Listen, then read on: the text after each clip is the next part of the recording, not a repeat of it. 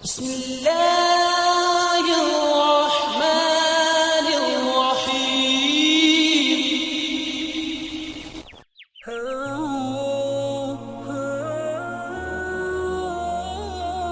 نبی کریم صلی اللہ علیہ وسلم نے فرمایا، درختوں میں ایک درخت ایسا ہے کہ اس کے پتے نہیں جڑتے، اور مسلمان کی مثال اسی درخت کی سی ہے۔ بتاؤ وہ کون سا درخت ہے؟ یہ سن کر لوگوں کا خیال جنگل کے درختوں کی طرف دوڑا۔ عبداللہ رضی اللہ تعالی عنہ نے کہا، میرے دل میں آیا کہ وہ کھجور کا درخت ہے، مگر میں اپنی کم سنی کی شرم سے نہ بولا۔ آخر صحابہ نے نبی کریم صلی اللہ علیہ وسلم ہی سے پوچھا کہ وہ کون سا درخت ہے۔ آپ صلی اللہ علیہ وسلم نے فرمایا، وہ کھجور کا درخت ہے۔